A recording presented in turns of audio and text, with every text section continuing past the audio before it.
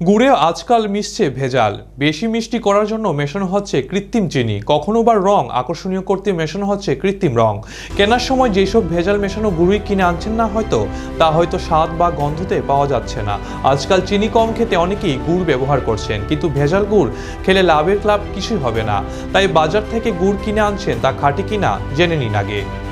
Food safety and standard authority of India গুড়ে ভেজাল পরীক্ষা করার সহজ পদ্ধতি দেখিয়েছে। গুড়ে কাপড় কাচার সাবানের গুঁড়ো মিশিয়ে দেওয়া হচ্ছে, চট করে তা দেখে বোঝা যাবে না। কেনার সময় একটু গুড় ভেঙে নিয়ে তা চেখে দেখুন। জিভে নোনতা স্বাদ ঠেকলে বুঝবেন সেই গুড়টি খাঁটি নয়, এতে কিছু ভেজাল মেশানো রয়েছে। গুড় কেনার সময় গুড়টার ধার থুই আঙুল দিয়ে চেপে দেখবেন, যদি নরম লাগে বুঝবেন গুড়টি বেশ ভালো। ধার কঠিন হওয়া মানেই ভেজাল। যদি জানতে চান সাবানের গুঁড়ো রয়েছে কিনা, তাহলে একটি পাত্রে 1 চামচের মতো গুড় নিন এবং এবার তাতে 2 ফোঁটা হাইড্রোক্লোরিক অ্যাসিড মিশিয়ে নিন। যদি ফেনা না হয় তাহলে বুঝবে এই গুড়টি খাঁটি, কিন্তু যদি বুদবুদের মতো ফেনা উঠতে থাকে তাহলে বুঝতে হবে গুড়ে সাবানের গুঁড়ো মেশানো হয়েছে।